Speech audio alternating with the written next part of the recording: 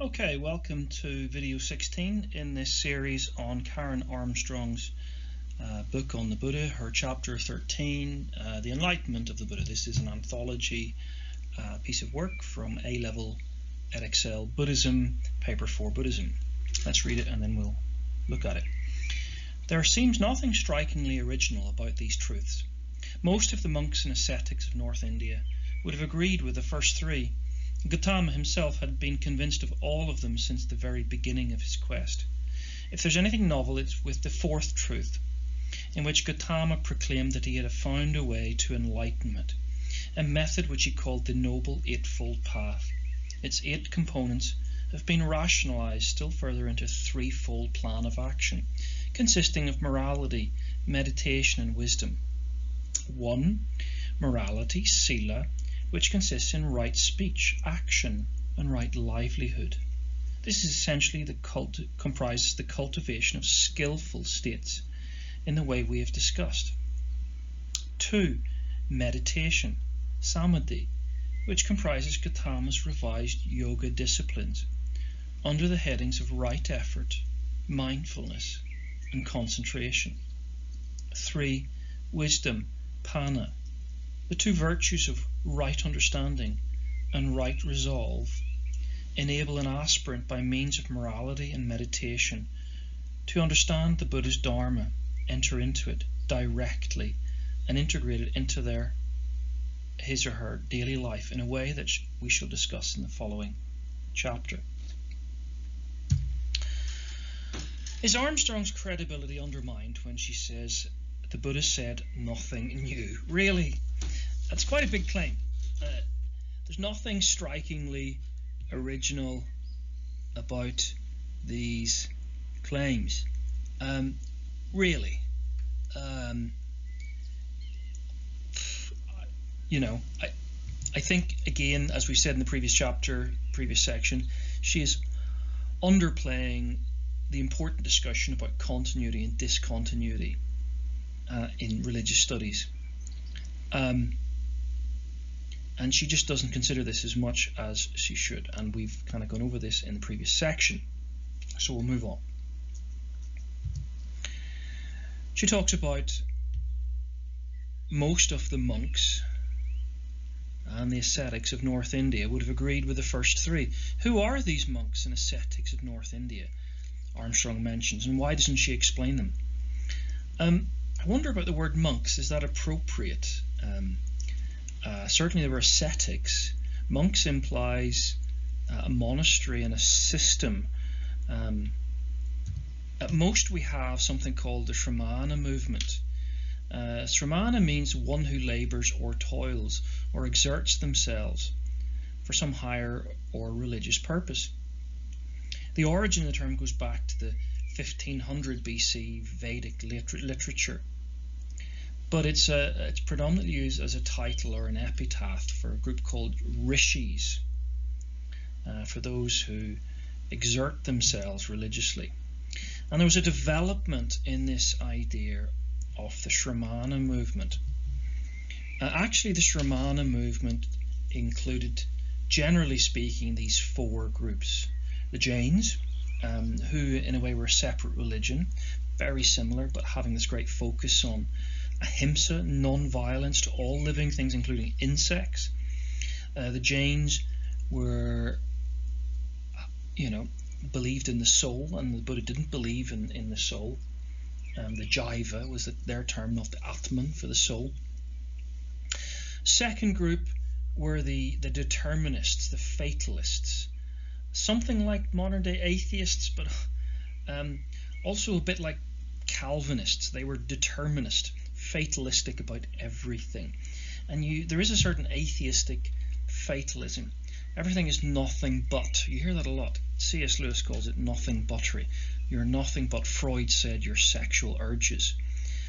Marx said you're just an economic animal. You're nothing but your genes, said Richard Dawkins. Sort of biological determinism, who had a psychological determinism, a sociological determinism, and Dawkins. and others would claim other things are what determines you. Well, there was this group at the time who were much like that, the Ajavakas. A third group, called the Ajanas, were the skeptics, and these guys just claimed that they couldn't know anything truly, a bit like our postmodern thinkers today. We can't really know anything. And this group is very important because they influenced developing Mahayana thinking. Nagarjuna drew us heavily from the Ajanas. Think about the Mahayana developing 2 and 3 truth doctrine, that all statements are false. That's a very skeptical, a very extreme skeptical position to hold.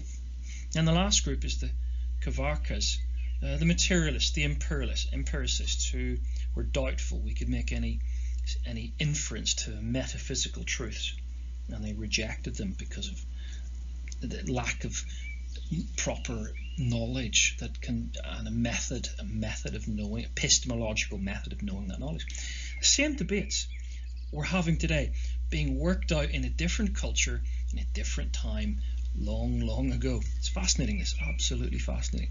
But none of this that Armstrong delves into, and it's a shame really that she doesn't, and she treats us perhaps with disdain, that we populist secular people can't possibly understand the complexities of religious studies thinking, even if she knows it, and that's doubtful, it seems. And we read on.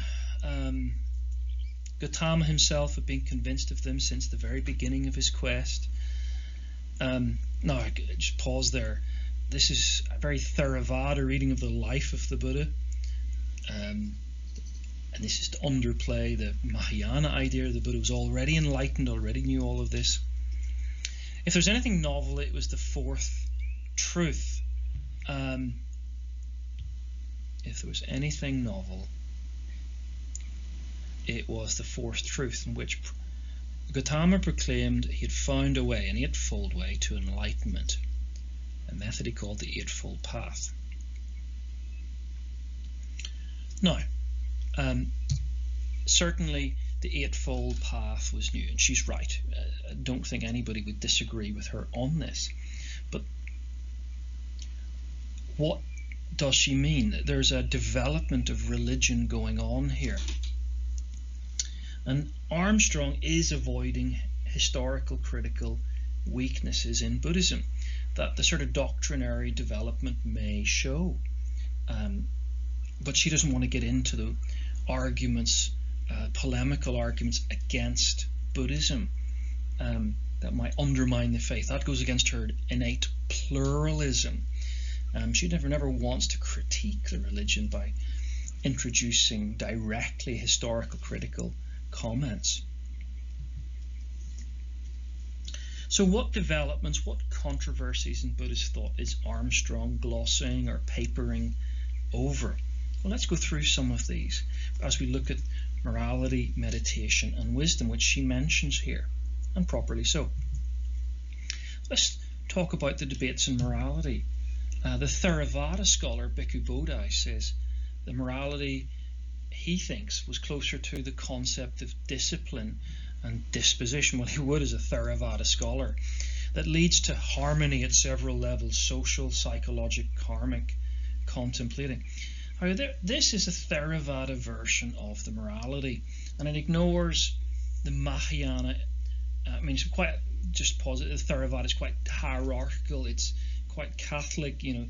Obey your leaders, remain in the fourfold Sangha, don't challenge anything. It's very collectivist. Whereas Mahayana, you could argue, is a bit more individualistic. The 6 perfections is up to you to develop. The paramitas are way more important. Sila is there, but it's only the second of the 6 paramitas. So there's debates in morality that Armstrong's glossing over. There's debates in meditation that Armstrong glosses over here. His revised yogic disciplines, which ones? Armstrong. This group, Samadhi, of the path to progress from moral restraints to the training of the mind. Well, yes, that's what happens. Yet Theravada, the focus of Theravada is a meditation that leads to Nibbana. Meditation is part of renunciation. Great sways of Vipassana meditation as you rise through the 4 jhanas and you get to the 4th jhana, insight. Whereas Mahayana meditation is perhaps Zen meditation, seated meditation, or it's Pure Land meditation, chanting Amitabha's name, or it's Tibetan self-realization. But none of this is discussed here in and by Armstrong. A last little thought then on wisdom and the controversies around wisdom that she doesn't engage with. Vettner, who was an important scholar of Buddhism for many years, argues this betrays a later development as a religious studies scholar. He's looking at these developments in religion that Armstrong's glossing over. And what we have in the move from the Eightfold, if I just circle it here, the Noble Eightfold Path, which is rationalized further into a threefold plan of action, consisting of morality and meditation. Itself, those two categories represent a development in Buddhist soteriology, Buddhist theories of salvation, which is about the culmination of the debates about where does the path lead to. Well, in the earlier version, perhaps the Eightfold Path version, that category starts with right knowledge. As the Manjima Nikaya 117 says, it begins with right knowledge. All of these other practices, the first 7 practices, lead up to right meditation, samadhi. Whereas Anderson, in 2013, her book, notes the Eightfold Path divisions. Vettner said it's the threefold path culminates in wisdom. Whereas Anderson says the earlier Eightfold Path starts with knowledge, starts with insight, starts with wisdom. Now, what's going on here? Well, as you look across world religions, mysticism certainly develops, it evolves, there's a progression, and often mystical traditions become more elaborate. They accumulate levels and perhaps writings that the devotee has to go deeper and deeper and deeper into to pursue the next level. And that has been the same throughout nearly all the world's religions, as the mystical end of them seems simple but becomes ever more complex as you look at them.